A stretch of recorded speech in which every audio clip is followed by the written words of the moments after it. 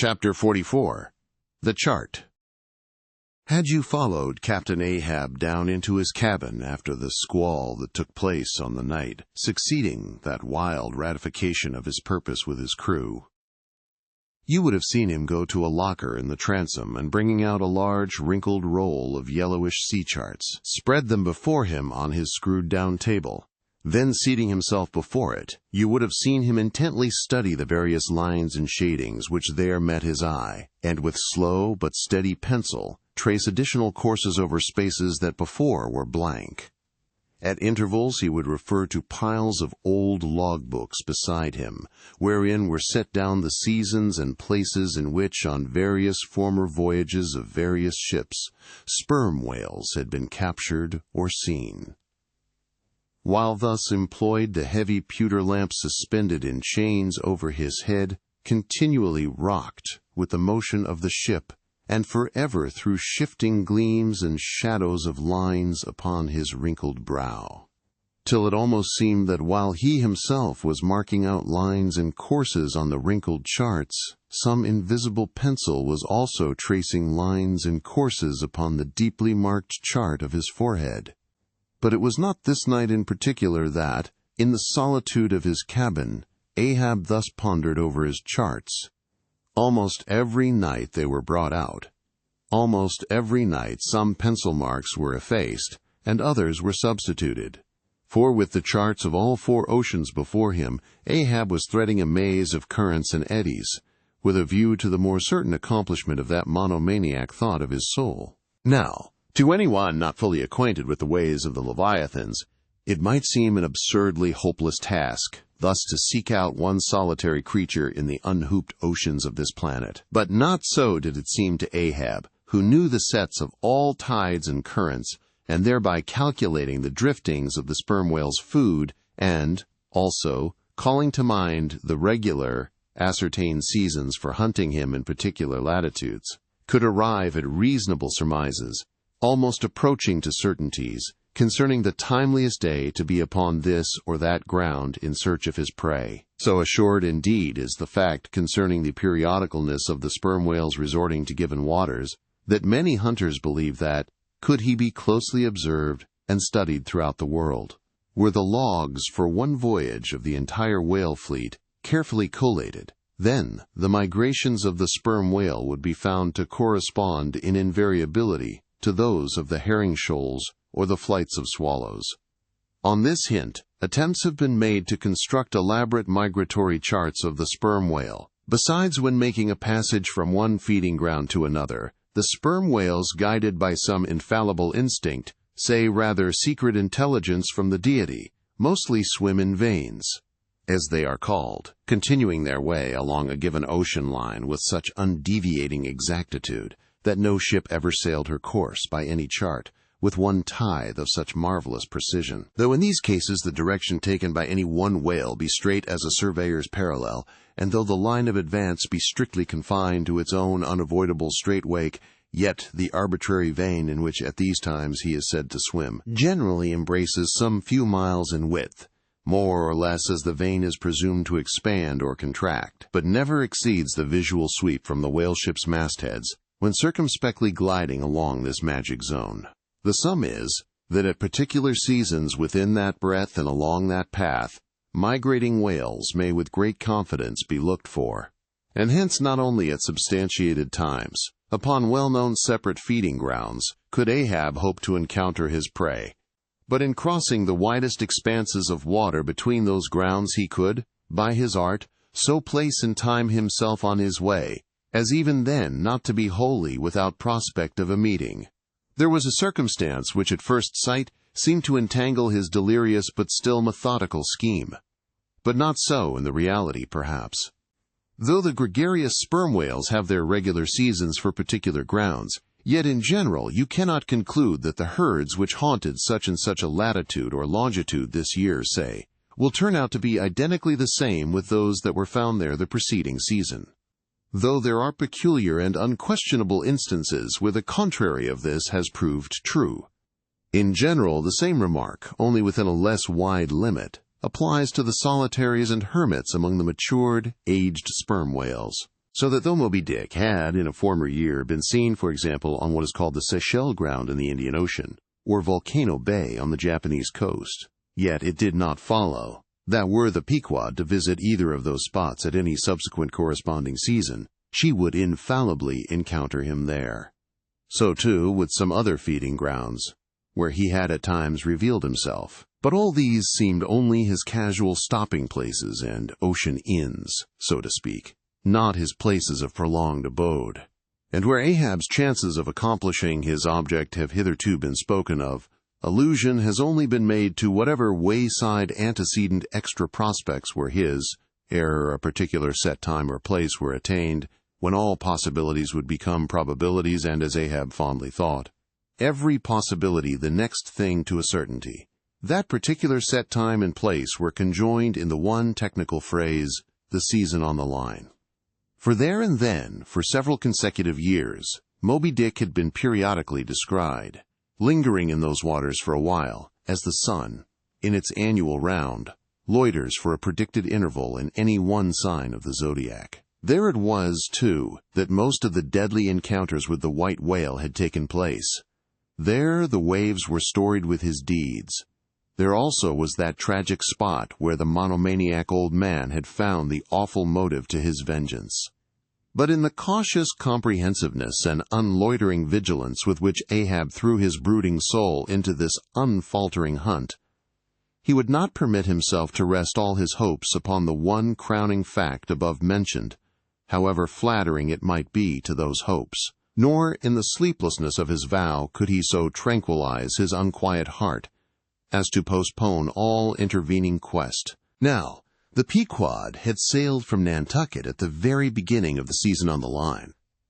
No possible endeavor, then, could enable her commander to make the great passage southwards, double Cape Horn, and then, running down 60 degrees of latitude, arrive in the equatorial Pacific in time to cruise there. Therefore, he must wait for the next ensuing season. Yet the premature hour of the Pequod's sailing had, perhaps, been correctly selected by Ahab, with a view to this very complexion of things, because an interval of 365 days and nights was before him, an interval which, instead of impatiently enduring ashore, he would spend in a miscellaneous hunt.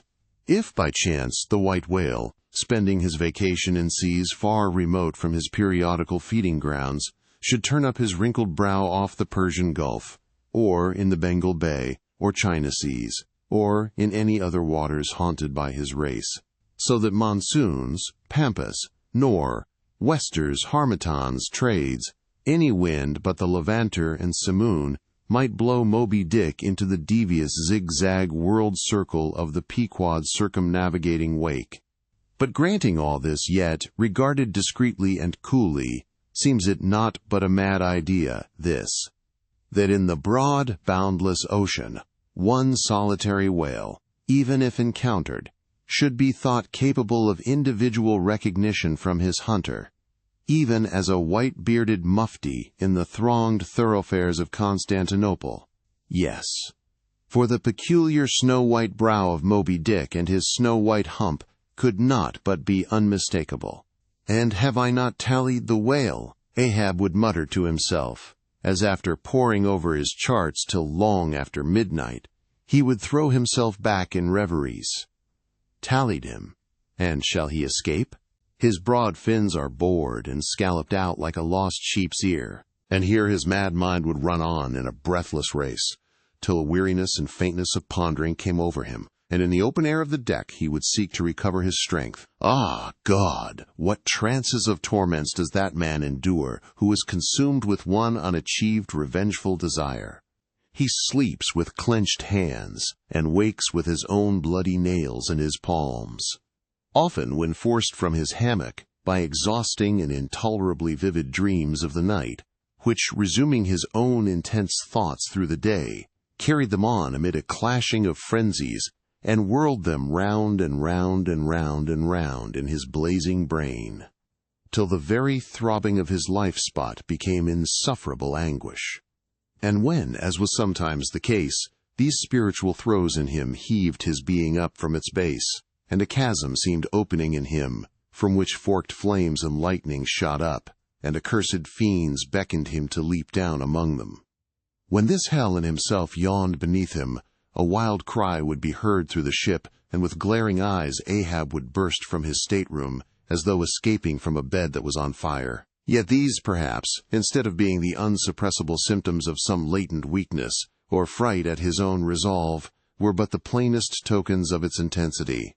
For, at such times, crazy Ahab, the scheming, unappeasedly steadfast hunter of the white whale, this Ahab that had gone to his hammock, was not the agent that so caused him to burst from it in horror again. The latter was the eternal, living principle or soul in him, and in sleep, being for the time dissociated from the characterizing mind, which, at other times, employed it for its outer vehicle or agent, it spontaneously sought escape from the scorching contiguity of the frantic thing, of which, for the time, it was no longer an integral. But as the mind does not exist unless leagued with the soul, therefore it must have been that, in Ahab's case, yielding up all his thoughts and fancies to his one supreme purpose, that purpose, by its own sheer inveteracy of will, forced itself against gods and devils into a kind of self-assumed, independent being of its own, nay, could grimly live and burn, while the common vitality to which it was conjoined fled horror-stricken from the unbidden and unfathered birth.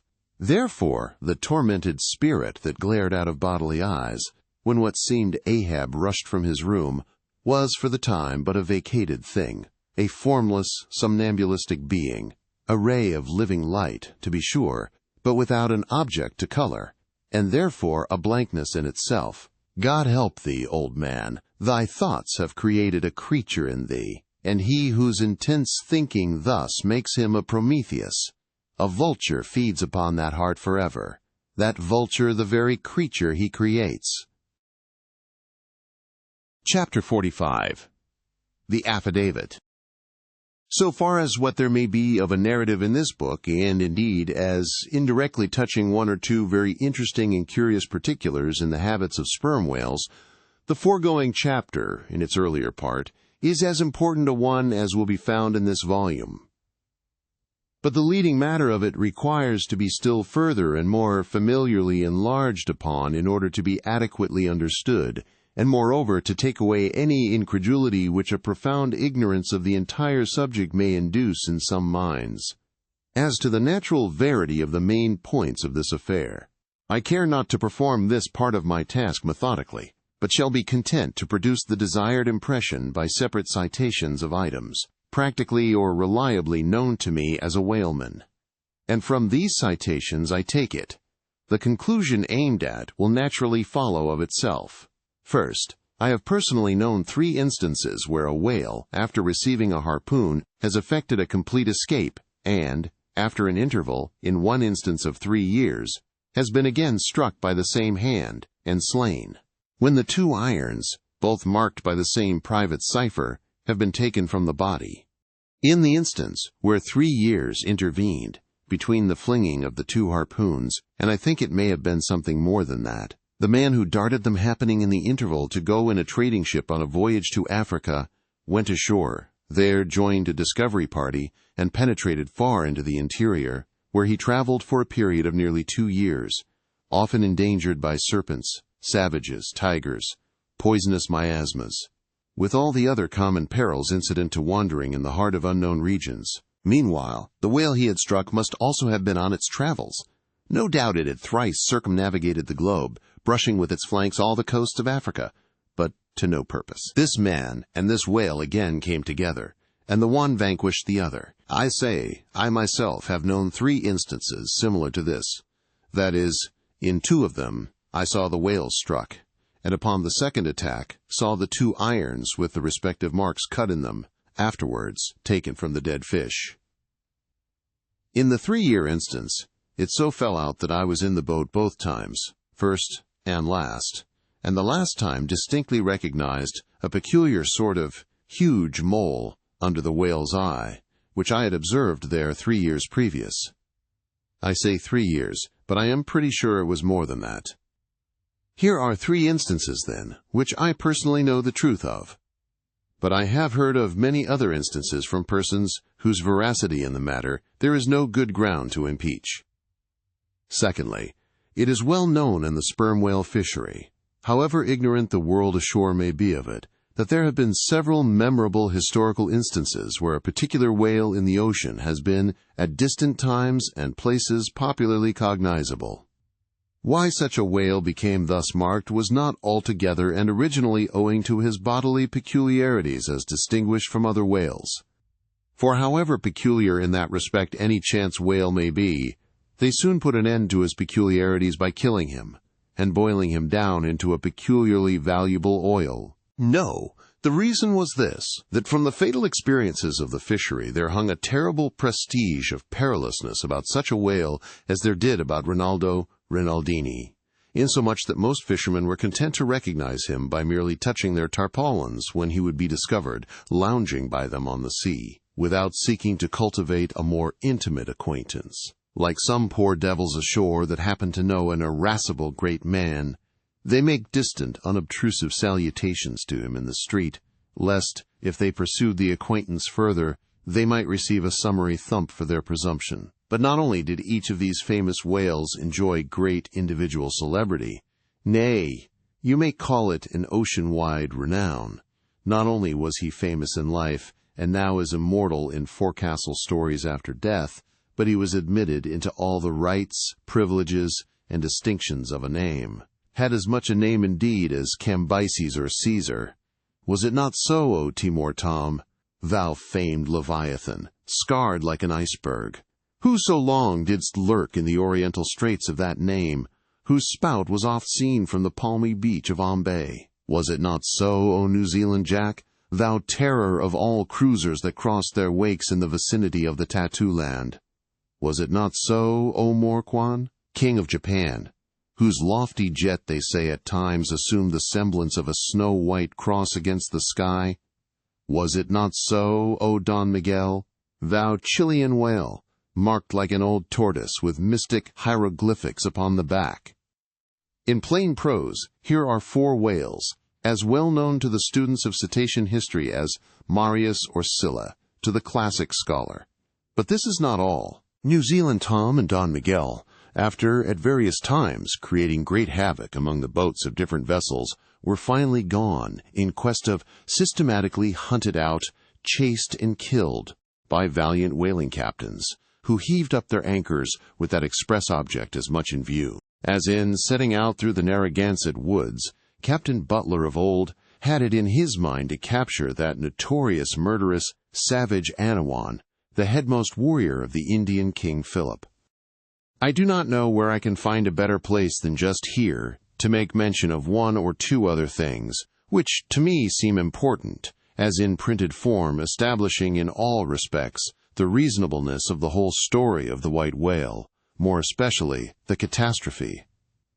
For this is one of those disheartening instances where truth requires full as much bolstering as error. So ignorant are most landsmen of some of the plainest and most palpable wonders of the world, that without some hints touching the plain facts historical and otherwise of the fishery, they might scout at Moby Dick as a monstrous fable, or still worse and more detestable, a hideous and intolerable allegory. First, though most men have some vague flitting ideas of the general perils of the grand fishery, yet they have nothing like a fixed, vivid conception of those perils, and the frequency with which they recur. One reason, perhaps, is that not 1 in 50 of the actual disasters and deaths by casualties in the fishery ever finds a public record at home, however transient, and immediately forgotten that record. Do you suppose that that poor fellow there, who this moment perhaps caught by the whale line off the coast of New Guinea, is being carried down to the bottom of the sea by the sounding Leviathan? Do you suppose that that poor fellow's name will appear in the newspaper obituary you will read tomorrow at your breakfast? No, because the mails are very irregular between here and New Guinea. In fact, did you ever hear what might be called regular news, direct or indirect, from New Guinea? Yet I tell you that upon one particular voyage which I made to the Pacific, among many others, we spoke 30 different ships, every one of which had had a death by a whale, some of them more than one, and 3 that had each lost a boat's crew. For God's sake, be economical with your lamps and candles. Not a gallon you burn, but at least 1 drop of man's blood was spilled for it. Secondly, people ashore have indeed some indefinite idea that a whale is an enormous creature of enormous power, but I have ever found that when narrating to them some specific example of this twofold enormousness, they have significantly complimented me upon my facetiousness. When, I declare upon my soul, I had no more idea of being facetious than Moses, when he wrote the history of the plagues of Egypt. But fortunately, the special point I here see can be established upon testimony entirely independent of my own. That point is this: the sperm whale is in some cases sufficiently powerful, knowing, and judiciously malicious, as with direct aforethought to stave in, utterly destroy, and sink a large ship. And, what is more, the sperm whale has done it. First, in the year 1820, the ship Essex, Captain Pollard of Nantucket, was cruising in the Pacific Ocean. One day she saw spouts, lowered her boats, and gave chase to a shoal of sperm whales. Ere long, several of the whales were wounded, when, suddenly, a very large whale escaping from the boats, issued from the shoal, and bore directly down upon the ship. Dashing his forehead against her hull, he so stove her in, that in less than 10 minutes she settled down and fell over. Not a surviving plank of her has been seen since. After the severest exposure, part of the crew reached the land in their boats. Being returned home at last, Captain Pollard once more sailed for the Pacific in command of another ship, but the gods shipwrecked him again upon unknown rocks and breakers. For the second time his ship was utterly lost, and forthwith, forswearing the sea, he has never tempted it since. At this day, Captain Pollard is a resident of Nantucket. I have seen Owen Chase, who was chief mate of the Essex at the time of the tragedy. I have read his plain and faithful narrative. I have conversed with his son.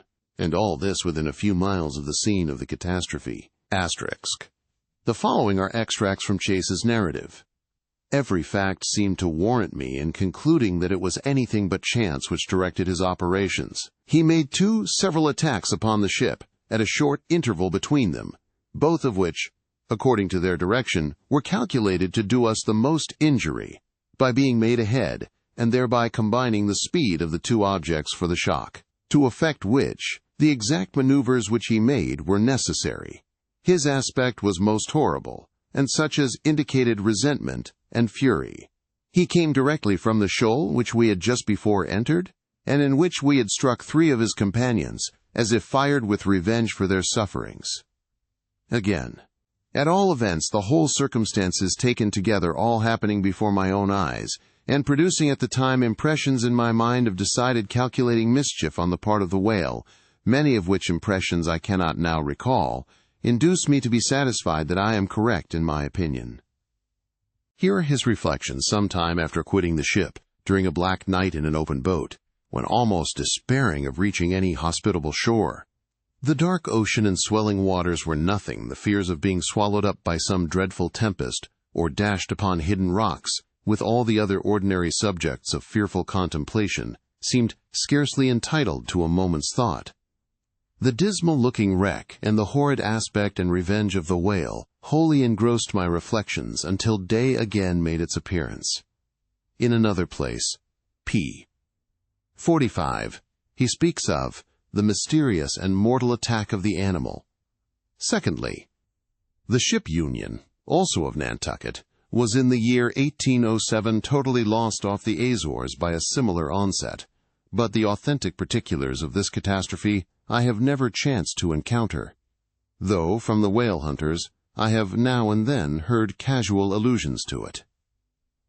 Thirdly, some 18 or 20 years ago, Commodore J., then commanding an American sloop of war of the first class, happened to be dining with a party of whaling captains on board a Nantucket ship in the harbor of Oahu, Sandwich Islands.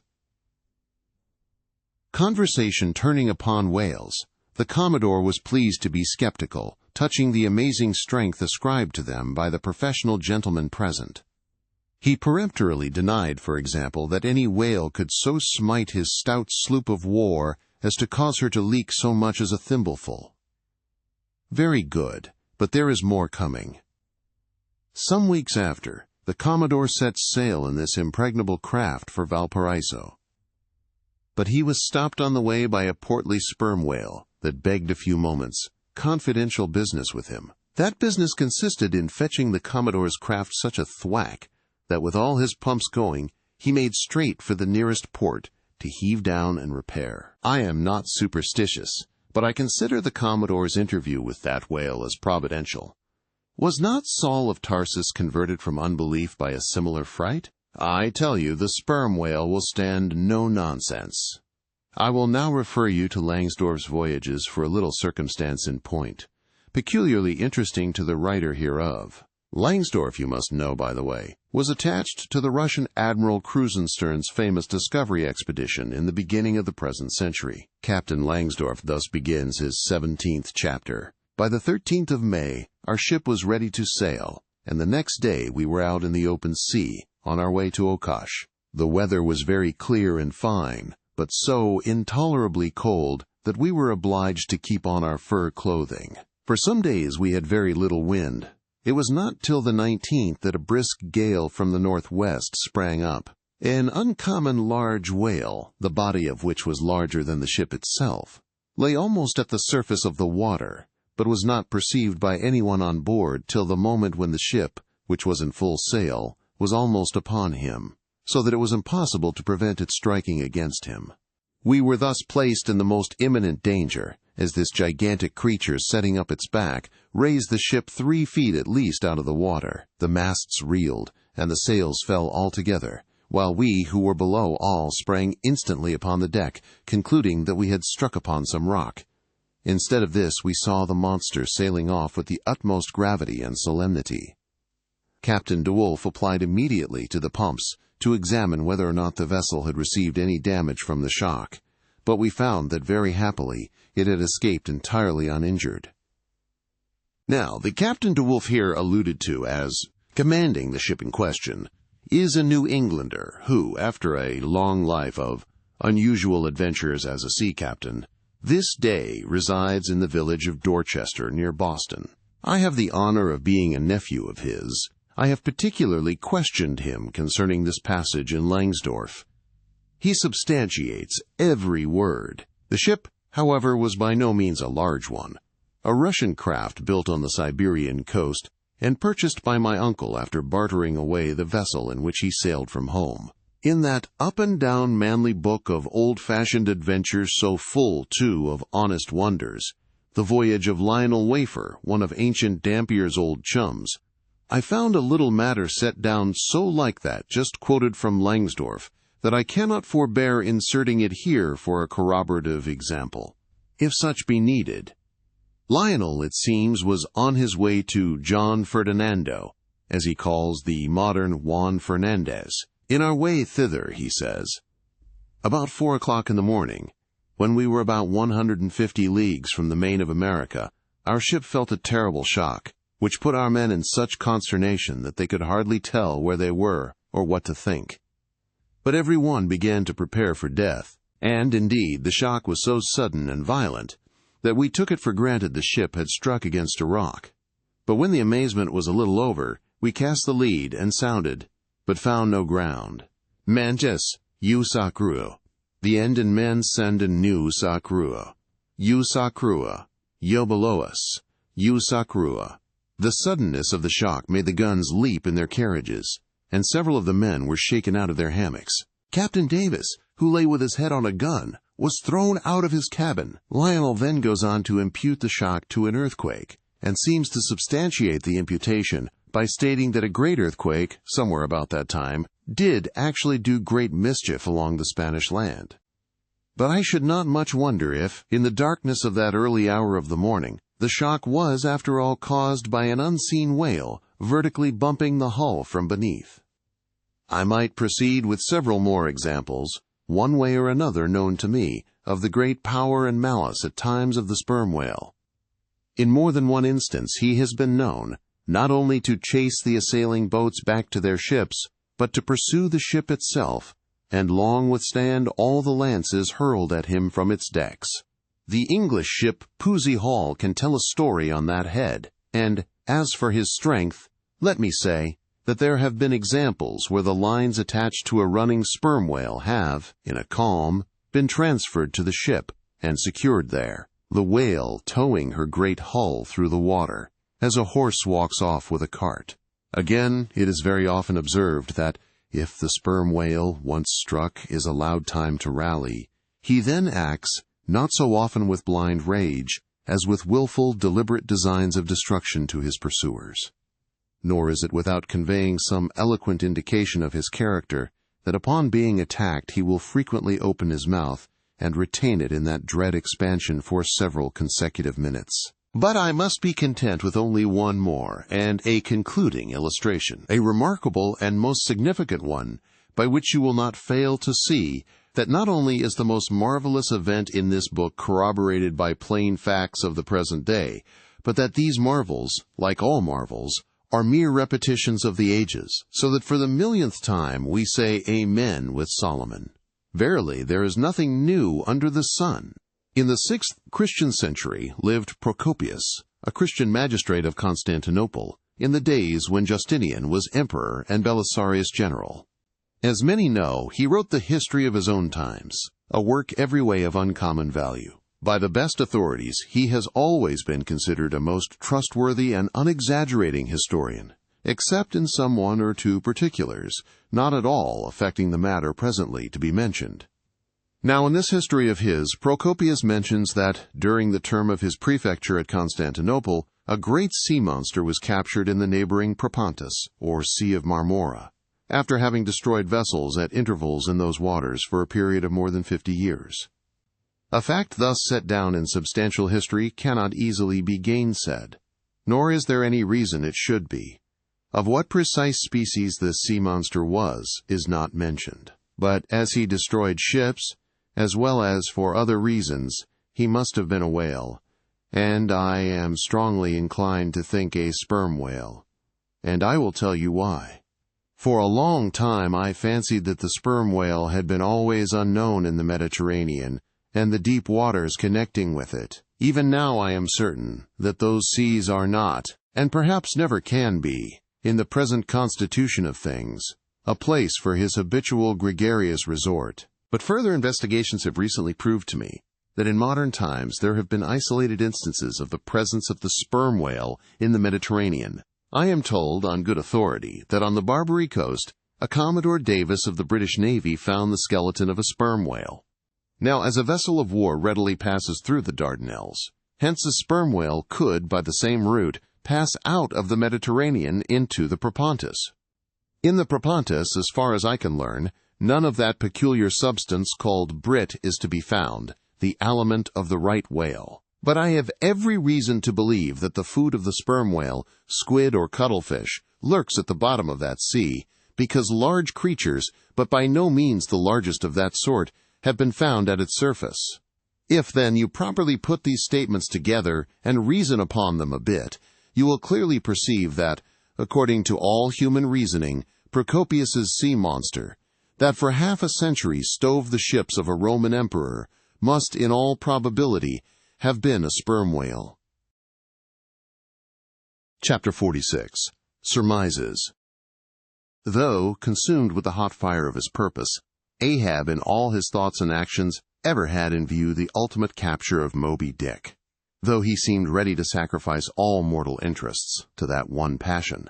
Nevertheless, it may have been that he was, by nature and long habituation, far too wedded to a fiery whaleman's ways, altogether to abandon the collateral prosecution of the voyage. Or at least, if this were otherwise, there were not wanting other motives much more influential with him. It would be refining too much, perhaps even considering his monomania, to hint that his vindictiveness towards the white whale might have possibly extended itself, in some degree, to all sperm whales, and that the more monsters he slew by so much, the more he multiplied the chances that each subsequently encountered whale would prove to be the hated one he hunted. But if such an hypothesis be indeed exceptionable, there were still additional considerations which, though not so strictly according with the wildness of his ruling passion, yet were by no means incapable of swaying him. To accomplish his object, Ahab must use tools, and of all tools used in the shadow of the moon, men are most apt to get out of order. He knew, for example, that however magnetic his ascendancy in some respects was over Starbuck, yet that ascendancy did not cover the complete spiritual man any more than mere corporeal superiority involves intellectual mastership. For, to the purely spiritual, the intellectual, but stand in a sort of corporeal relation. Starbuck's body and Starbuck's coerced will were Ahab's, so long as Ahab kept his magnet at Starbuck's brain. Still, he knew that for all this the chief mate, in his soul, abhorred his captain's quest, and would joyfully disintegrate himself from it, or even frustrate it. It might be that a long interval would elapse ere the white whale was seen. During that long interval, Starbuck would ever be apt to fall into open relapses of rebellion against his captain's leadership, unless some ordinary prudential circumstantial influences were brought to bear upon him. Not only that, but the subtle insanity of Ahab respecting Moby Dick was no ways more significantly manifested than in his superlative sense and shrewdness, in foreseeing that, for the present, the hunt should in some way be stripped of that strange imaginative impiousness which naturally invested it, that the full terror of the voyage must be kept withdrawn into the obscure background, for few men's courage is proof against protracted meditation unrelieved by action, that when they stood their long night watches, his officers and men must have some nearer things to think of than Moby Dick. For however eagerly and impetuously the savage crew had hailed the announcement of his quest, yet all sailors of all sorts are more or less capricious and unreliable. They live in the varying outer weather, and they inhale its fickleness, and when retained for any object remote and blank in the pursuit, however promissory of life and passion in the end, it is above all things requisite that temporary interests and employments should intervene and hold them healthily suspended for the final dash. Nor was Ahab unmindful of another thing. In times of strong emotion mankind disdain all base considerations, but such times are evanescent. The permanent constitutional condition of the manufactured man, thought Ahab, is sordidness. Granting that the white whale fully incites the hearts of this my savage crew, and playing round their savageness even breeds a certain generous knight-errantism in them, still, while for the love of it they give chase to Moby Dick, they must also have food for their more common, daily appetites. For even the high-lifted and chivalric crusaders of old times were not content to traverse 2,000 miles of land to fight for their holy sepulchre, without committing burglaries, picking pockets, and gaining other pious perquisites by the way. Had they been strictly held to their one final and romantic object, that final and romantic object, too many would have turned from in disgust. I will not strip these men, thought Ahab, of all hopes of cash. Aye, cash. They may scorn cash now, but let some months go by, and no prospective promise of it to them. And then, this same quiescent cash, all at once mutinying in them, this same cash would soon cashier Ahab. Nor was there wanting still another precautionary motive, more related to Ahab personally. Having impulsively, it is probable, and perhaps somewhat prematurely revealed the prime but private purpose of the Pequod's voyage, Ahab was now entirely conscious that, in so doing, he had indirectly laid himself open to the unanswerable charge of usurpation. And with perfect impunity, both moral and legal, his crew, if so disposed, and to that end competent, could refuse all further obedience to him, and even violently wrest from him the command. From even the barely hinted imputation of usurpation, and the possible consequences of such a suppressed impression gaining ground, Ahab must, of course, have been most anxious to protect himself. That protection could only consist in his own predominating brain and heart and hand, backed by a heedful, closely calculating attention to every minute atmospheric influence which it was possible for his crew to be subjected to. For all these reasons, then, and others perhaps too analytic to be verbally developed here, Ahab plainly saw that he must still, in a good degree, continue true to the natural, nominal purpose of the Pequod's voyage, observe all customary usages. And not only that, but force himself to evince all his well-known passionate interest in the general pursuit of his profession. Be all this as it may, his voice was now often heard hailing the three mastheads, and admonishing them to keep a bright lookout and not omit reporting even a porpoise. This vigilance was not long without reward. Chapter 47. The Mapmaker. It was a cloudy, sultry afternoon. The seamen were lazily lounging about the decks, or vacantly gazing over into the lead-colored waters. Queequeg and I were mildly employed weaving what is called a sword mat, for an additional lashing to our boat. So still and subdued and yet somehow preluding was all the scene, and such an incantation of reverie lurked in the air, that each silent sailor seemed resolved into his own invisible self. I was the attendant or page of Queequeg while busy at the mat. As I kept passing and repassing the filling or woof of marline between the long yarns of the warp using my own hand for the shuttle, and as Queequeg, standing sideways ever and anon, slid his heavy oaken sword between the threads and idly looking off upon the water, carelessly and unthinkingly drove home every yarn. I say so strange a dreaminess did there then reign all over the ship and all over the sea, only broken by the intermitting dull sound of the sword, that it seemed as if this were the loom of time, and I, myself, were a shuttle mechanically weaving and weaving away at the fates. There lay the fixed threads of the warp subject to but one single, ever-returning, unchanging vibration, and that vibration merely enough to admit of the crosswise interblending of other threads with its own.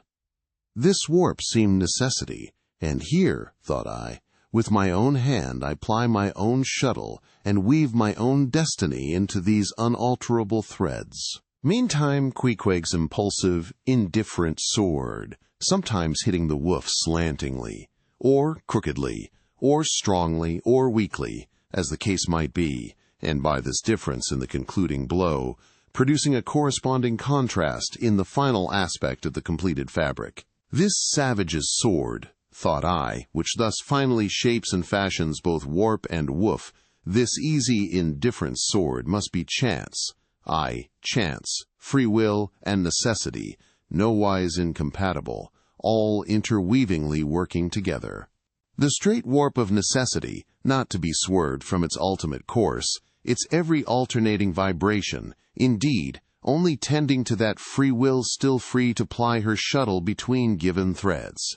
And a chance, though restrained in its play within the right lines of necessity, and sideways in its motions directed by free will, though thus prescribed to by both, chance by turns rules either, and has the last featuring blow at events.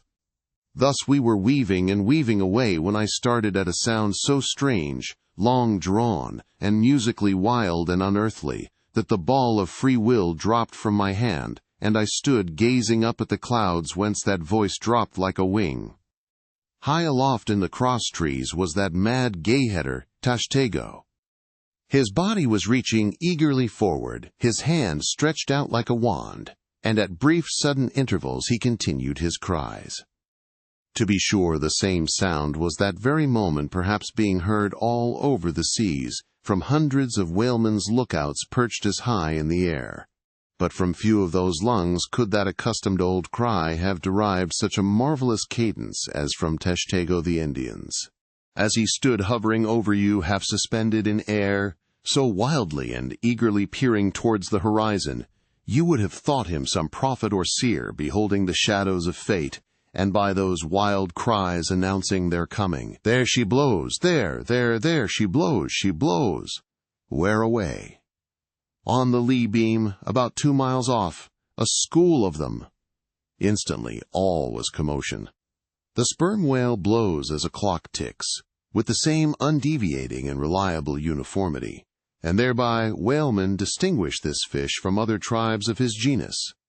There go flukes, was now the cry from Tashtego, and the whales disappeared. Quick, steward, cried Ahab. Time. Doughboy hurried below, glanced at the watch, and reported the exact minute to Ahab. The ship was now kept away from the wind, and she went gently rolling before it. Tashtego reporting that the whales had gone down heading to leeward, we confidently looked to see them again directly in advance of our bows. For that singular craft at times evinced by the sperm whale, when, sounding with his head in one direction, he nevertheless, while concealed beneath the surface, mills round and swiftly swims off in the opposite quarter, this deceitfulness of his could not now be in action. For there was no reason to suppose that the fish seen by Tashtego had been in any way alarmed, or indeed knew at all of our vicinity. One of the men selected for shipkeepers, that is, those not appointed to the boats, by this time relieved the Indian at the main masthead. The sailors at the fore and mizzen had come down, the line-tubs were fixed in their places, the cranes were thrust out, the mainyard was backed, and the 3 boats swung over the sea like 3 samphire baskets over high cliffs. Outside of the bulwarks their eager crews with one hand clung to the rail, while one foot was expectantly poised on the gunwale. So looked the long line of man-of-war's men about to throw themselves on board an enemy ship. But at this critical instant a sudden exclamation was heard that took every eye from the whale. With a start all glared at dark Ahab, who was surrounded by 5 dusky phantoms that seemed fresh formed out of air.